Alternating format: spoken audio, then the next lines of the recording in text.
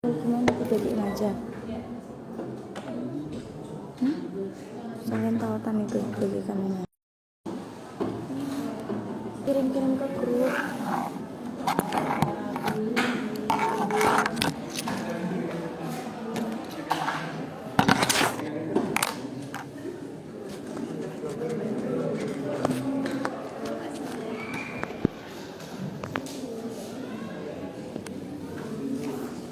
Udah. Tripodnya mana?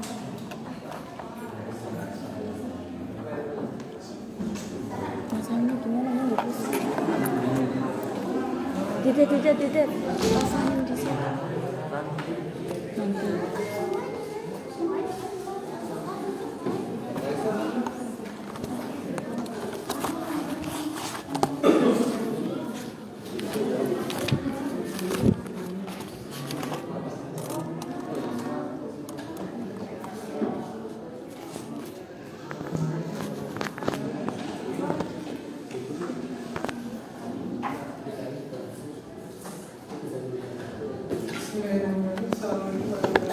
Waalaikumsalam warahmatullahi wabarakatuh. Kok duduknya sendirian? Sengaja dikosongin. Oh, enggak. Oh, nunggu cowok kan ya? Cewek-cewek, cowok-cowok. Baik, rekan-rekan selamat datang di kelas evaluasi pembelajaran sejarah. Pada pertemuan hari ini kita nanti akan mendiskusikan terkait tentang instrumen evaluasi pembelajaran sejarah.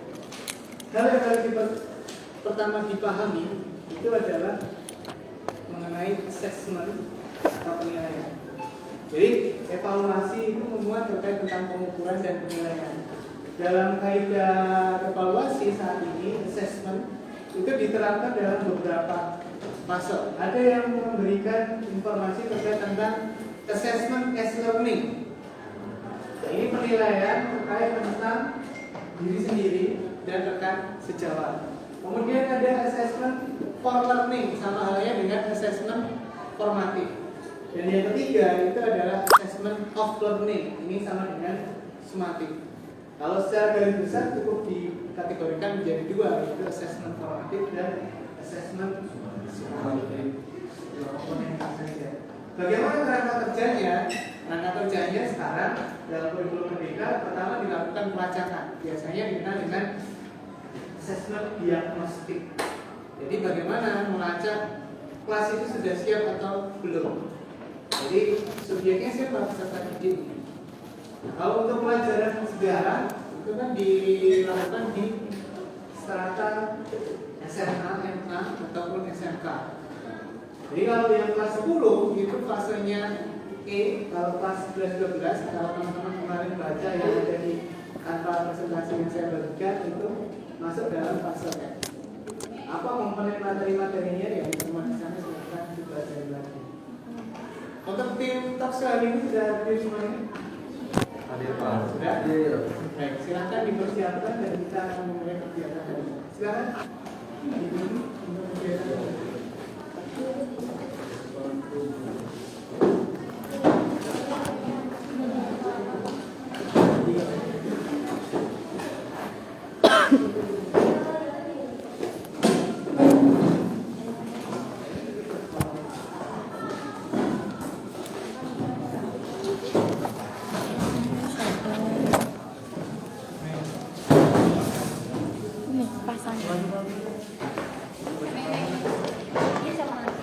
Ini udah live. Mei, udah live.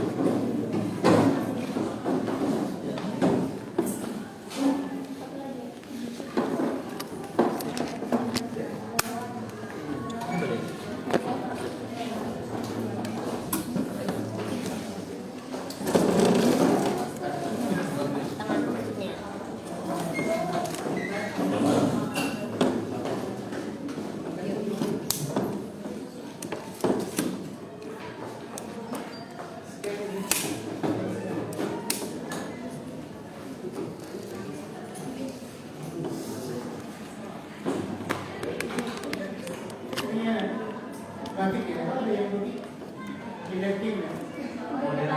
Oh gitu. Tadi di kelas awal ini juga balik ada samping berhubungannya. Dia tahu kita yang pertama kali talk show. Iya, kemarin menarik sekali itu di kelas 1B teman-teman ya. Jadi dia mempersiapkan model kelas tertuh gitu ya. Ini dipersetting tidurnya.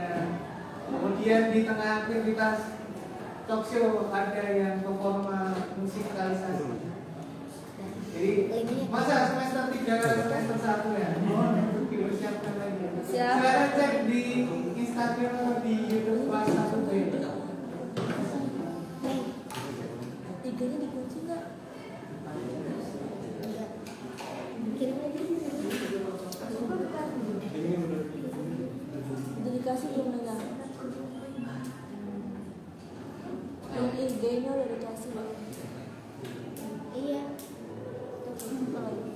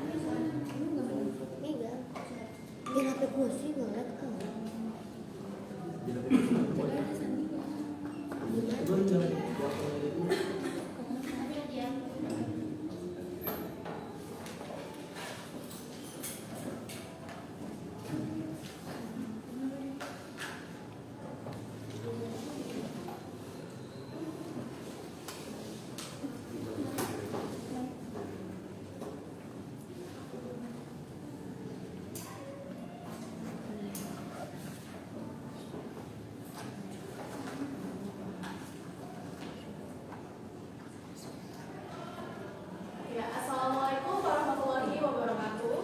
Waalaikumsalam warahmatullahi wabarakatuh. Selamat pagi, salam sejahtera untuk kita semua. Pertama yang saya hormati Bapak Arif Permana Putra, jadi selaku dosen pengatur mata kuliah evaluasi pembelajaran sejarah serta teman-teman kelompok 4 dan teman-teman yang saya banggakan. Puji syukur kehadiran Tuhan Yang Maha Esa karena atas berkat rahmat-Nya kita semua dapat berkumpul dalam kelas ini dalam rangka talk show di mata kuliah evaluasi pembelajaran sejarah dengan tema instrumen evaluasi pembelajaran sejarah. Saya Tara Aulia Mulyana selaku moderator yang akan membimbing jalannya talk show dan diskusi pada hari ini. Di sini sudah ada 5 narasumber kita yang sangat luar biasa. Ada Mas Syahdan, Mbak Mei, Mbak Ulan, Mbak Rita, dan Mas Dio. Jadi semua malu dong.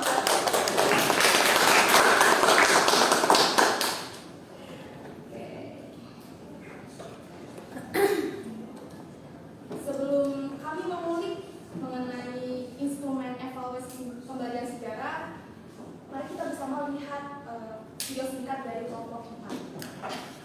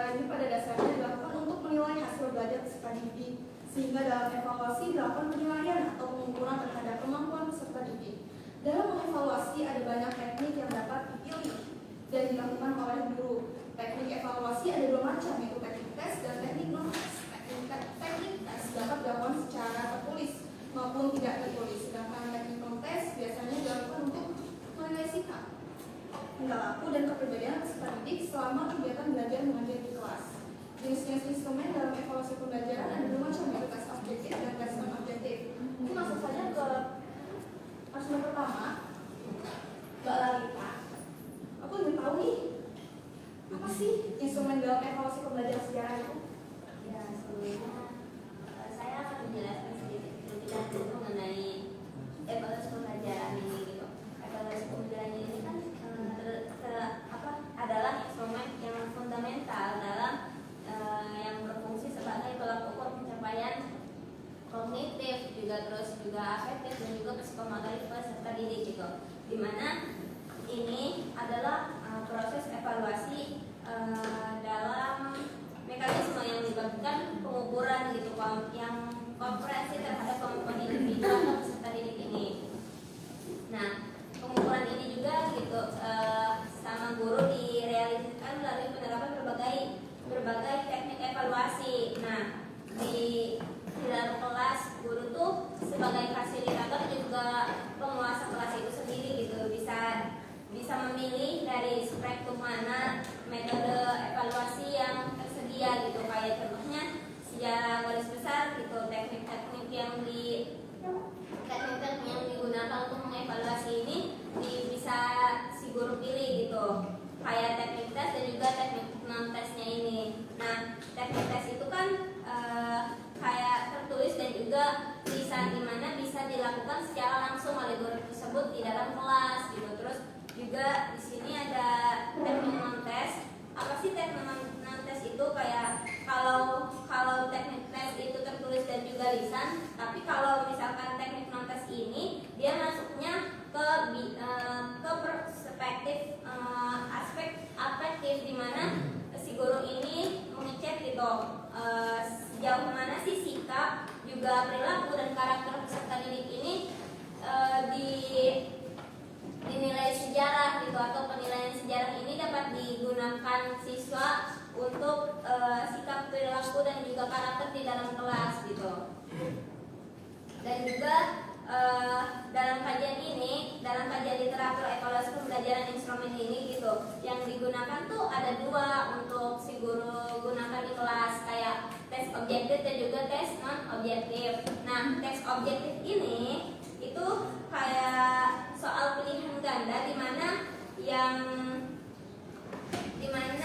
ini dari fokus penilaian pengetahuan yang faktual dan juga analisis dasar gitu, kayak soal pilihan ganda, pilihan benar salah, dan juga isian soal-soal yang singkat-singkat gitu. Nah, sedangkan kalau tes non objektif itu seperti tes uraian pertanyaan, yang dimana peserta didik itu menjawab pertanyaan dengan kata-katanya sendiri gitu. Dimana contohnya kayak tes uraian yang terbatas dan juga tes uraian bebas gitu. Jadi si peserta didik ini harus menjawab sesuai perspektif atau pandangan dirinya sendiri gitu. Gimana sih pandangan mereka tentang soal sejarah tersebut gitu. Nah, kalau dilihat gitu, instrumen dalam evaluasi pembelajaran ini kan seperti alat yang memenuhi persyaratan dalam mengevaluasi atau mengetes siswa itu gitu. Jadi instrumen ini membantu guru untuk mengecek penilaian dari siswa itu sendiri, mencapai psikomotorik, terus juga afektif dan juga kognitifnya. Kayak gitu, Tara. Oke, baik. Berarti tadi ini ya,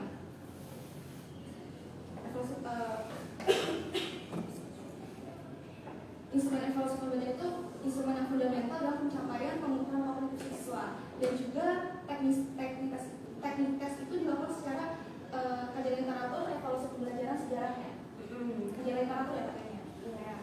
Ada dua tes, yaitu tes objektif dan tes non objektif. Di mana tes objektif ini adalah seperti soal pilihan ganda yang fokus pada penilaian faktual pada siswa, dan tes non objektif adalah tes uraian, seperti tes uraian pertanyaan uraian ya. Pertanyaan uraian yang harus dijawab oleh siswa tuh dengan pandangannya sendiri gitu. Instrumen ini tuh seperti alat yang membantu guru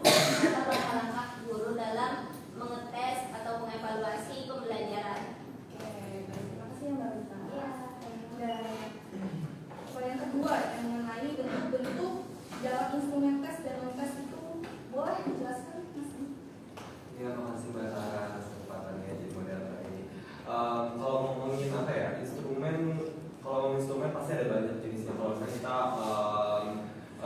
melakukan sebuah penilaian atau evaluasi dalam pembelajaran, teman-teman pasti gak pernah dong kayak dalam satu semester dalam satu pembelajaran itu cuma kayak 1 tahun tuh cuma PG gitu lah, kan pasti ada macam-macam jenisnya, ada isian singkat, terus ada misalkan lagi isian uraian bebas gitu, pasti ada banyak jenisnya. Nah, jenis itu tadi sebenarnya seperti singgung juga sama Talita, ada 2 kategori yaitu tes objektif dan non objektif. Nah, tes objektif itu terdiri dari misalkan dia pilihan ganda, pilihan benar salah, menjodohkan isian singkat atau melengkapi suatu pertanyaan. Biasanya tes objektif ini menuntut siswa untuk memilih jawaban yang sudah disediakan. Jadi jawabannya tuh enggak sebebas apa yang bakal ditawarkan sama penilaian dalam tes non objektif. Jadi pemeriksaannya itu udah objektif dari gurunya. Misalkan guru memberikan satu pertanyaan dan isian yang harus jawaban yang diharapkan guru, apa yang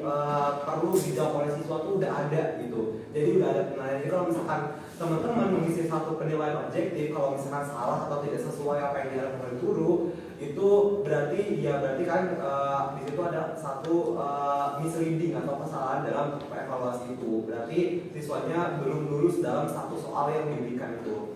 Nah, beberapa contoh dari tes objektif, pertama ada multiple choice test atau pilihan ganda. Teman-teman pasti udah akrab banget sama pilihan ganda. Misalkan dalam satu pertanyaan,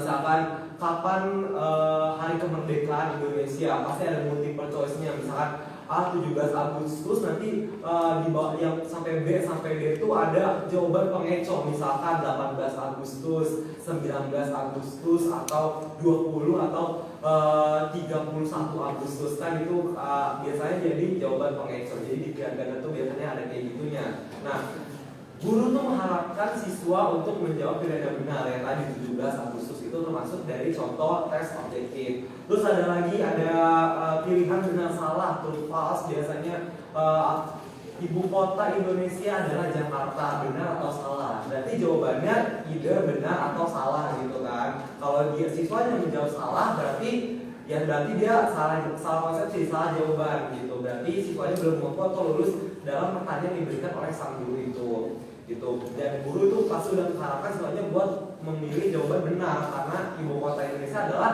Jakarta gitu. Nah, terus ada lagi misalkan soal kayak menjodohkan atau mencocokkan gitu. Misalkan kayak ibu kota London, nanti kayak tahu gak sih kayak di garis-garis gitu soalnya, ya itu ibu kota London misalkan ada berapa pilihan, ada ibu kota Inggris misalkan ada berapa pilihan, misalkan ada London, Amsterdam, Jakarta gitu. Nah, nanti siswanya tuh bakal milih nih, bakal ditarik yang mana yang cocok jawabannya sesuai sama apa yang diharapkan oleh sang guru yang membuat pertanyaan itu. Jadi jawabannya tuh udah ada gitu. Nah, terus ada isian singkat, misalkan kayak tadi ibu kota Indonesia adalah titik. Nah, jawabannya kan pasti udah pasti tuh, jawabannya nggak bisa dikarang lagi dong mahasiswa. Jawabannya udah pasti satu, itu Jakarta. Nah, terus ada lagi misalkan contoh soal melengkapi. Soal melengkapi ini kayak Jakarta adalah titik-titik Indonesia. Nah, titik-titiknya tuh isinya apa? Ibu kota gitu. Jadi kayak gitu tuh udah ada asesmennya atau penilaian dari gurunya langsung gitu. Terus tadi ada lagi tes non objektif yang disebutin sama Lalita mengenai tes uraian atau tes yang pertanyaannya itu membutuhkan jawaban peserta didik yang lebih kreatif gitu, yang lebih terorganisir dan menyatakan jawaban dalam bentuk taktik atau bisa secara bebas dipikirkan oleh siswa. Misalkan kayak tes uraian terbatas. Tes uraian terbatas tuh kayak sebutkan 5 kota sebutkan 5 daerah di Jakarta, misalkan ada Jakarta Utara, Jakarta Pusat, Jakarta Barat, misalkan. Kan itu kan misalkan mereka nyebutin nih siswa, tapi nggak terbatas, tapi ada batasannya gitu. Jadi kalau misalkan mereka tuh nggak bisa kayak jawaban tiba-tiba kota di daerah di Jakarta Bekasi, kan enggak, itu salah gitu. Jadi tetap ada batasannya, tapi lebih bebas. Ini nggak perlu kayak mengurutkan siswa itu dituntut kayak harus Jakarta Barat dulu. Misalkan siswa A jawab Jakarta Barat, terus siswa B jawab Jakarta Utara dulu. Nanti salah satu salah enggak, tapi semuanya benar, tapi yang penting ada batasannya, itu mereka menjawab daerah-daerah yang ada di Jakarta gitu. Terus ada uraian bebas. Uraian bebas ini lebih menuntut kepada siswa tuh lebih bisa mengarang. Misalkan kayak pertanyaan-pertanyaan mengenai bagaimana, kenapa gitu, menurut tanggapan kamu kenapa gitu, bagaimana hal ini bisa terjadi. Itu pertanyaan-pertanyaan yang bisa disebutkan sebagai uraian bebas, karena di situ siswa dibebaskan oleh sang guru, oleh sang penilai atau kita sebagai pendidik dalam evaluasi pembelajaran tuh lebih kreatif atau lebih bisa apa ya, dalam hal literasi itu lebih dituntut gitu dalam penguasaan kosakata. Misalkan kayak menurut kalian apa hal yang patut dicontoh dari Insinyur Soekarno sebagai presiden pertama kita? Nah itu kan tiap siswa pasti beda dong jawabannya gitu, pasti punya sudut pandangnya masing-masing. Jadi itu termasuk uraian dari bebas. Nah itu dua itu termasuk tes non objektif. Jadi bedanya antara tes objektif sama tes non objektif adalah ada batasan dari tiganya dalam satu penilaian itu. Nah sebenarnya selain tes non objektif dan tes objektif itu ada lagi tes autentik namanya. Jadi tes autentik itu kalau kan tadi kan kalau yang disebutin tes objektif sama non objektif itu cuma kayak pas kayak kita ujian atau ngisi soal-soal gitu doang kan. Sedangkan dalam pembelajaran itu nggak cuma kayak kita ngisi soal atau dalam nilai yang baku gitu, tapi ada juga kayak kita ada presentasi, kita ada pembelajaran di kelas seberapa aktif. Nah, hal kayak gitu itu termasuk dalam penilaian tes autentik. Misalkan seberapa aktif seorang siswa di kelas, seberapa sering dia mengutarakan pendapat, seberapa sering dia mengutarakan isi pikiran dia. Terus juga misalkan kayak kita presentasi di kelas pasti sama guru juga pasti dinilai. Nah, itu termasuk dalam penilaian autentik atau istilahnya adalah penilaian bagaimana sikap siswa secara langsung pada kehidupan nyata gitu, pada tindakan secara yang nyata secara langsung yang ada di depan mata sang guru gitu. Jadi ya gitu. Contohnya adalah saat kita presentasi atau bagaimana kita bersikap pada teman, bagaimana kita saat ada di diskusi dalam talk atau kelas. Itu semua adalah contoh-contoh dan bentuk dari jenis-jenis instrumen evaluasi gitu Mbak Tara. Oke, berarti tadi ada 3 ya, yang pertama adalah subjektif, objektif, sama autentik. objektif itu kayak mengikuti soalnya itu soal dan jawaban sudah disediakan oleh guru. Iya betul. Pilihan ganda, terus ada lagi mencontohkan dan melengkapi dari sifat juga. Kalau misalnya tes non objektif itu tes ini Uraian dan isinya itu dari sudut pandang siswa. Iya betul. Dan ada batasannya juga ya. Kalau yang ada uraian terbatas dan uraian bebas. Dan tes autentik ini bagaimana siswa itu Bertindak secara nyata. Oke. Lalu selanjutnya pasti dong di instrumen ini ada karakteristiknya ya. Dan mau tahu juga nih karakteristik instrumen evaluasi ini apa? Baruan. Oke, terima kasih kepada moderator. Teman-teman masih semangat ya? Kalau saya bilang jamaah, jawab oi. Jamaah. Oi. Oh, jamaah. Oi. Pasar beli bawang. Terima kasih udah dibilang cakep, saya jadi lebih semangat. Saya di sini akan menjelaskan tentang karakteristik instrumen pembelajaran yang baik. Itu ada banyak yang teman-teman. Yang pertama adalah valid. Instrumen harus mengukur apa yang seharusnya diukur. Paham nggak? Enggak, belum. Karena di sini maksudnya jika kita membuat tes IPS, nah soalnya itu harus mencakup sejarah misalkan sejarah geografi, sejarah ekonomi. Nah, itu baru bisa dikatakan valid. Kalau misalkan ada soal matematikanya bisa dikatakan valid nggak? Ya, enggak ya dek ya.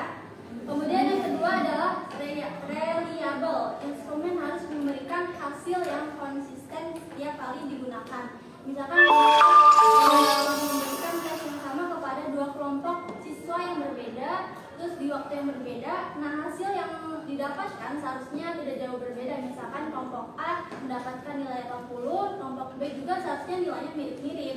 Karena kalau misalkan beda, itu nanti bingung gitu, apakah tes ini efektif apa tidak digunakan. Terus yang ketiga, relevan. Instrumen yang digunakan harus sesuai dengan standar kompetensi dan indikator yang ditetapkan. Jadi misalkan kurikulum mengharuskan siswa memahami materi tertentu. Nah, tesnya juga harus mencakup materi tersebut. Jadi kalau misalkan tes IPS mencakup materi sains kan itu berarti tidak relevan. Kemudian yang keempat adalah representatif. Materi yang diuji harus mencakup semua aspek yang diajarkan. Jadi pengajaran mencakup berbagai, misalkan guru ini mengajar soal seperti tadi sejarah geografi, sejarah ekonomi. Nah, di dalam tes itu harus mencakup materi-materi yang sudah diajarkan sebelumnya. Itu bukan hanya satu atau dua topik. Itu memastikan bahwa siswa diuji secara menyeluruh. Kemudian yang kelima adalah praktis. Instrumen harus mudah digunakan oleh guru dan siswa. Jadi kalau misalkan tesnya sulit dipahami atau memerlukan banyak waktu untuk digunakan, itu berarti tidak praktis ya teman-teman. Soalnya juga harus jelas sehingga siswa itu tidak kebingungan ketika mengerjakan tes tersebut.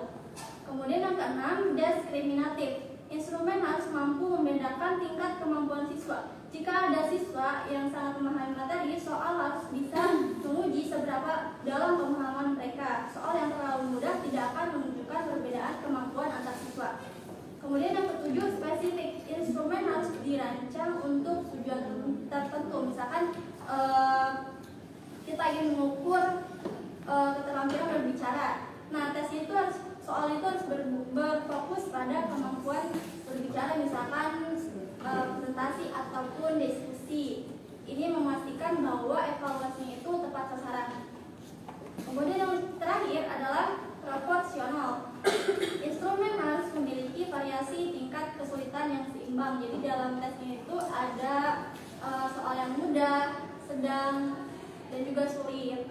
Ini membantu guru untuk melihat sejauh mana pemahaman siswa secara keseluruhan dan juga membantu menilai kemampuan siswa dari berbagai tingkat kesulitan kayak gitu. Berarti tadi ada 7 ya totalnya ya. Ya, Kita dari yang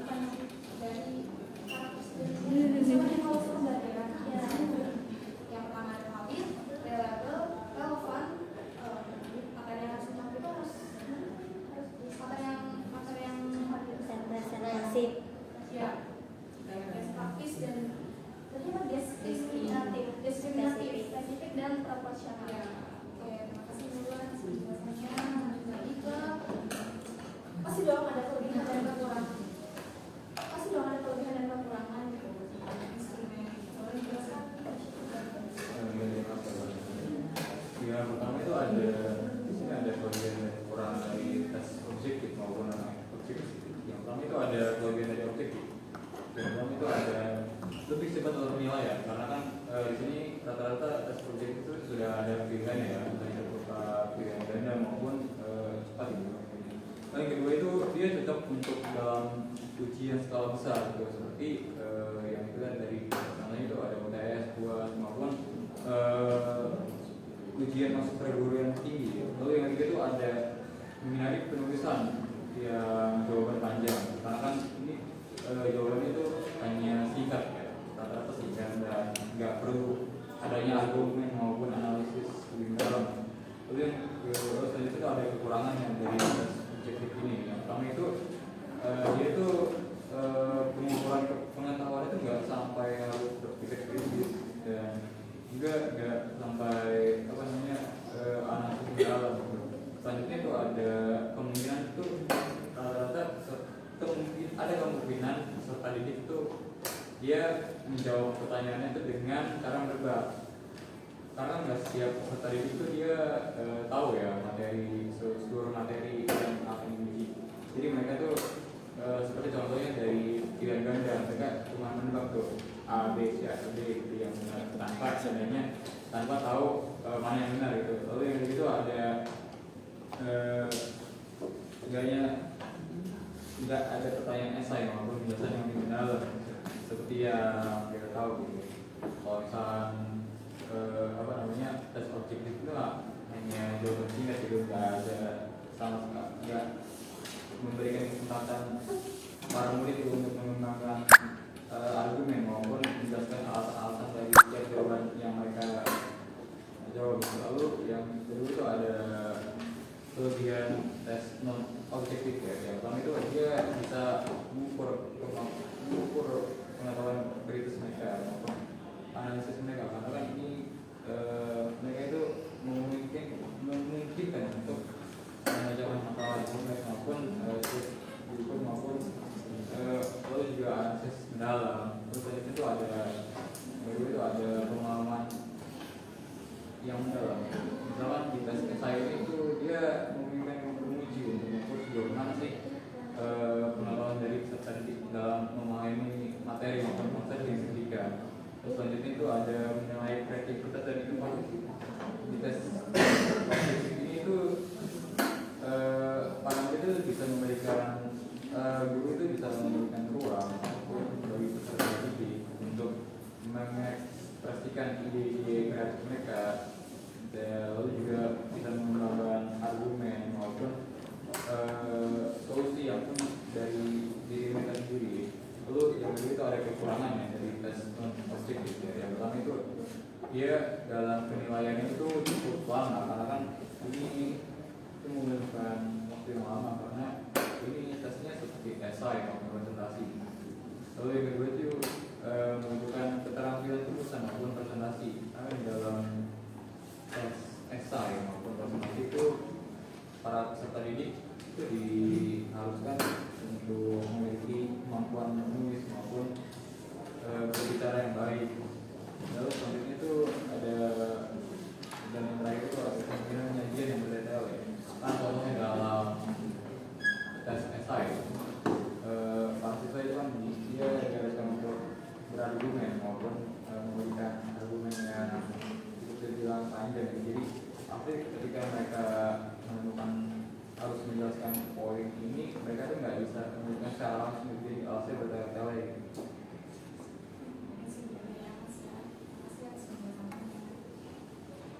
Ya, selanjutnya yang terakhir nih, saya mau bertanya tentang apa sih dong ada langkah-langkah dalam pengembangan instrumen ini?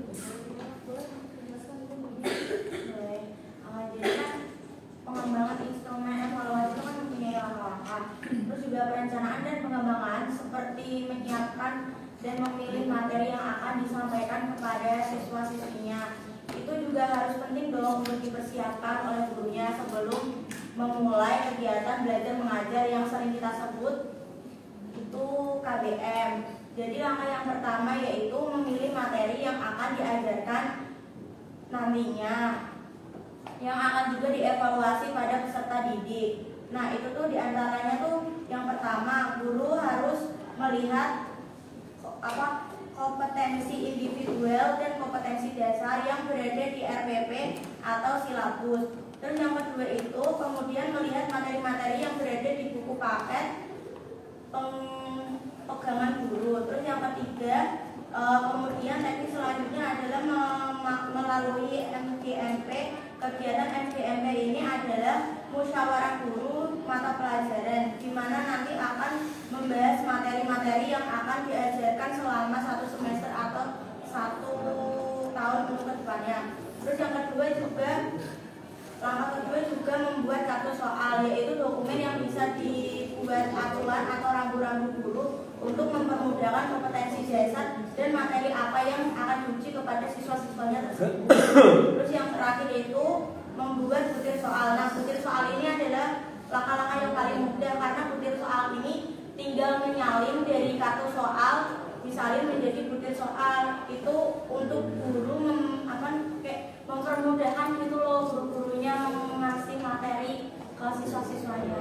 Seperti itu aja sih, Mbak Rara. Itu tadi juga yang ini yang bikin materi ya, kelas itu harus punya kompetensi individual dari siswa sendiri.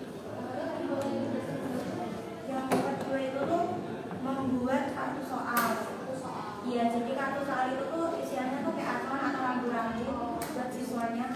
Terus yang tadi ya butir soal. Butir soal berarti kan tinggal satu ya? Iya, sampai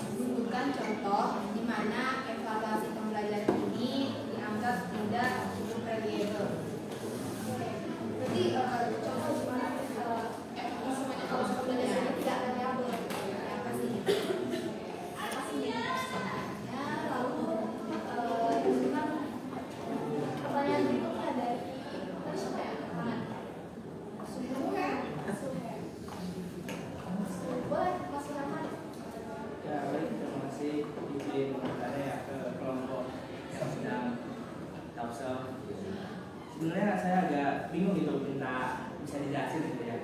Tadi kan pasti ada penilaian psikomotor ya, dalam sejarah kan agak kurang menentu gitu ya dalam penilaian psikomotor itu di bagian mana ya gitu.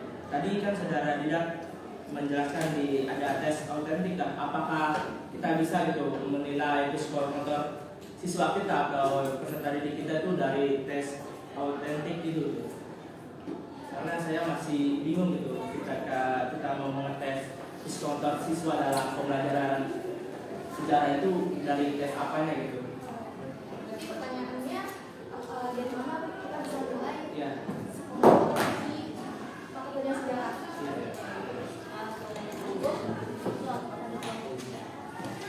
Kelompok Dua. Ini selanjutnya.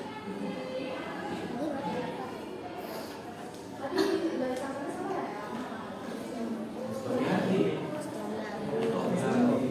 Suami asli. Dua-duanya.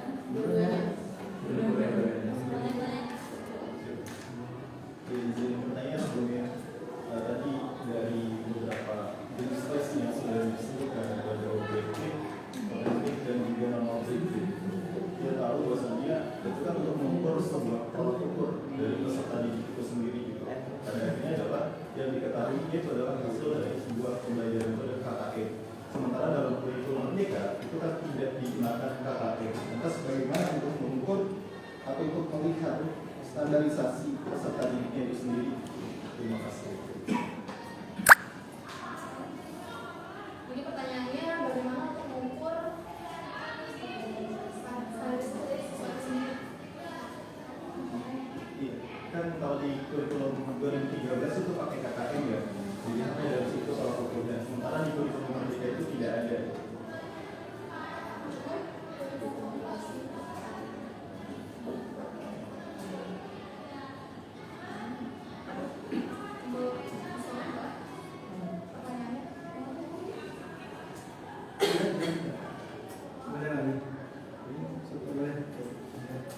Terima kasih moderator. Sebelumnya izin memperkenalkan diri. Saya Musoni dari kelompok 1 pendengar dari kalimat. Izin bertanya ya. Tadi kan saudara Sadan sudah menjelaskan tentang kelebihan dan kekurangan dalam instrumen informasi pembelajaran. Terus di situ kan ada di bagian kekurangan itu pasti siswa akan menemukan kesulitan gitu ya. Yang saya tanyakan ini solusinya agar siswa itu mengerti gitu, tidak menemukan kesulitan lagi solusinya. Jadi pertanyaan ini solusi agar siswa tidak menemukan kesulitan lagi. Jadi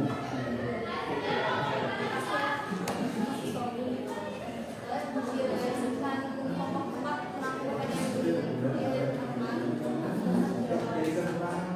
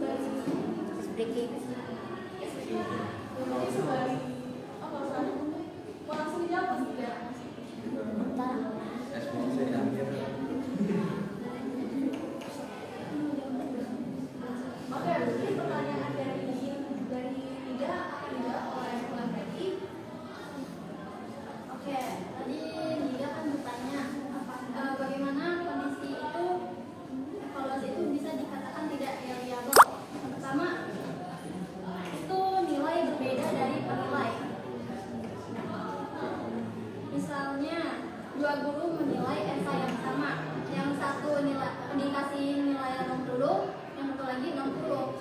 Nah, ini bikin kita bingung kan, apakah salah satu guru tidak mengikuti kriteria penilaian ataukah rubrik penilaiannya gimana gitu. Jadi kita kalau misalkan mau membuat instrumen evaluasi yang baik dan benar, itu misalkan nggak jelas, jadi penilai itu bisa punya cara berbeda dalam memberi nilai. Kemudian yang kedua adalah lingkungan ujian yang berbeda. Misalkan yang kelas A dikasih tempat ujian yang tenang, nggak ada bisik-bisik, sementara kelas B itu dikasih tempat ujian yang tidak kondusif. Itu bisa membuat tes instrumen ini menjadi tidak reliable. Itu hasilnya pun akan menjadi beda. Kemudian yang ketiga adalah perubahan format tes. Jadi kalau misalkan ketika soal ujian berubah drastis dari tahun ke tahun tanpa penjelasan yang jelas, kita sulit untuk membandingkan hasilnya. Misalkan tahun ini ada lebih banyak soal pilihan ganda, sementara tahun lalu semua soal esai. Ini bikin evaluasi ini jadi bikin nggak adil.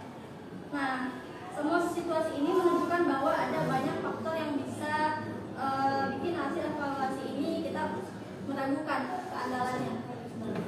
Oh, jadi intinya kayak kasus rata gitu ya, antara kayak nilai siswa dan siswa yang lain gitu. Itu karena ada kayak patokannya gitu lah kalau dokumen. Kriterianya harus jelas. Cukup. Jadi pertanyaan dari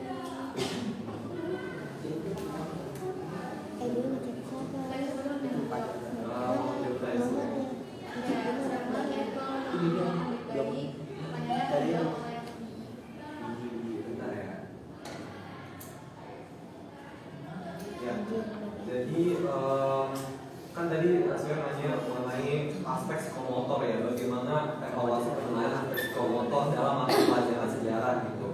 Nah, karena kan kalau yang kita tahu biasanya mata pelajaran sejarah tuh lebih dari intellectuality atau penilaian kognitif gitu. Nah, jadi gimana caranya guru menutupi kekurangan itu? Nah, ini sebenarnya kita harus tahu dulu aspek psikomotor itu apa. Jadi aspek psikomotor itu menurut Simpson adalah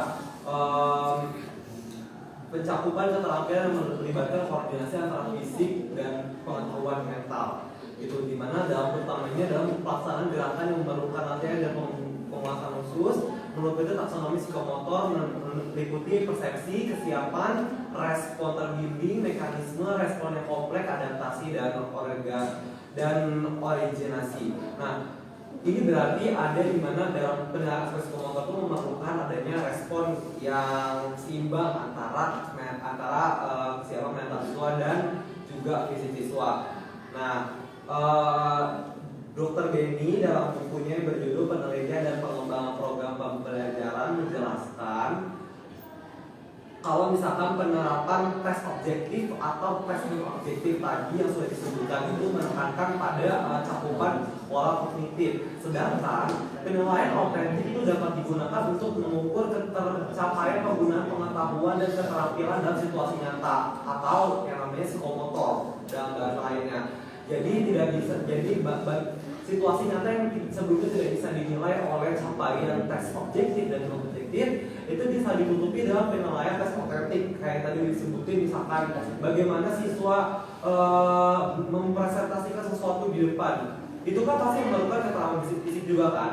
Bagaimana mereka berperilaku, mereka bergerak di depan yang lain, di depan teman-temannya, di depan sang guru. Itu kan pasti memerlukan keseimbangan dan respon yang baik dari fisik dan juga pengetahuan siswa, dari fisik dan otak siswa. Nah, itu termasuk dalam penilaian psikomotor. Jadi aspek psikomotor dalam mata pelajaran sejarah sebetulnya bisa ditutupi dengan tes otentik itu. Selain presentasi, bisa juga kayak pembuatan suatu karya yang berhubungan dengan sejarah, atau juga dia pembuatan dan kegiatan dokumentasi di lapangan misalkan, terus juga rekonstruksi peristiwa bisa di dalam mata pelajaran sejarah juga bisa kayak gitu, atau penggunaan kayak tadi presentasi, penggunaan alat visual misalkan kayak mereka membuat alat peraga sama presentasi kayak PPT, atau misalkan mereka bawa sesuatu alat peraga ke kelas, itu juga bisa termasuk dalam penilaian psikomotor karena ada gerak atau respon seimbang antara fisik yang dilakukan siswa. Seperti itu maksudnya. Terima kasih. Bisa.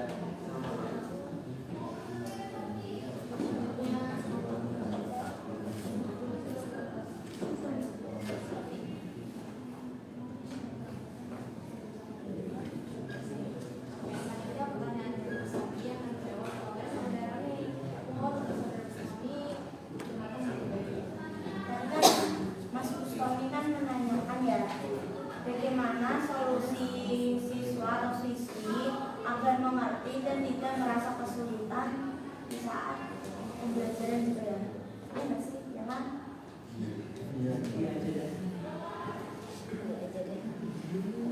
Jadi siswa itu dikasih latihan soal secara berkala, yaitu dengan memberikan soal latihan, siswa akan lebih terbiasa dengan format dan jenis soal yang akan mereka hadapi. Terus juga penggunaan berbagai jenis instrumen evaluasi tidak hanya terbatas pada tes tulis. Evaluasi juga bisa dilakukan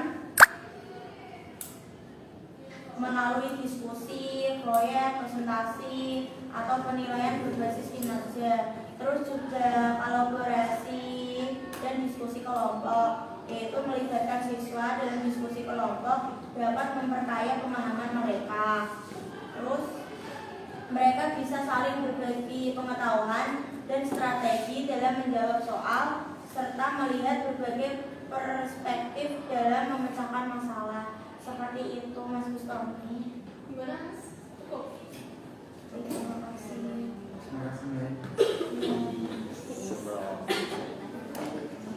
Selanjutnya pertanyaan Kak Sunardi akan dijawab oleh Ustaz Balalita. Ya, sebelumnya terima kasih pada moderator. Di sini saya akan menjawab pertanyaan dari saudara Adi, di mana Adi ini bertanya mengenai kalau misalkan kurikulum 13 itu ada capaiannya di KKM, bagaimana dengan kurikulum merdeka gitu. Nah, kalau di kurikulum merdeka sendiri itu sudah tidak menggunakan KKM lagi gitu untuk tolak ukur pencapaian hasil belajar ini. Jadi sebaliknya kurikulum merdeka ini menggunakan penilaian yang sebelumnya dijelaskan, yang ini formatif, sumatif, dan juga diagnosis. Ini juga jadi sebelumnya tuh guru ini gitu mengecek kesiapan siswa terhadap materi yang selanjutnya akan dijelaskan atau dipaparkan materinya. Jadi sebelum si guru ini melanjutkan ke materi selanjutnya, tapi dikasih dulu materi sebelumnya tuh udah paham atau betul-betul paham atau tidak gitu. Jadi seperti itu. Nah, kalaupun ada yang belum paham, nanti ada remedial dan juga pengayaan lebih lanjut terhadap materi sebelumnya. Terus juga di sini dan dalam kurikulum mereka ini gitu, penilaian diagnosis itu diberikan di awal. Jadi yang tadi udah dijelasin juga bertujuan untuk mengetahui kelemahan siswa dan juga faktor penyebabnya itu apa. Jadi bisa dievaluasi lagi oleh si guru ini. Juga ini juga kan tadi udah dibilang gitu, buat menilai kesiapan setiap individu untuk melanjut ke materi selanjutnya.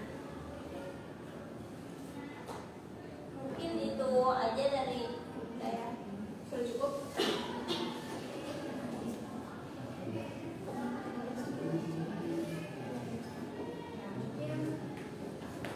Selesai sudah ya sesi yang paling materi tentang instrumen pembelajaran sejarah, dan juga nanti ada sesi diskusi mengenai instrumen pembelajaran sejarah.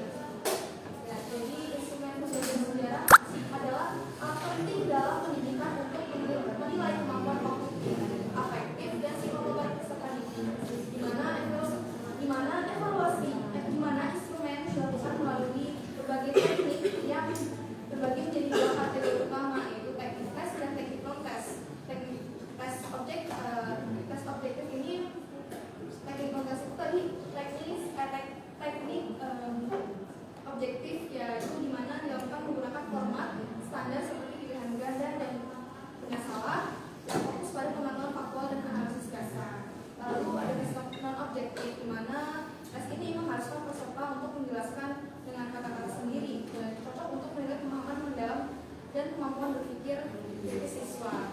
Dan lalu di sini ada bentuk-bentuk tesnya tadi, ada tes seleksi, tes awal, tes akhir, tes diagnostik, tes formatif, dan tes sumatif. Lalu ada karakteristik instrumen evaluasi pembelajaran sejarah, yaitu meliputi validitas,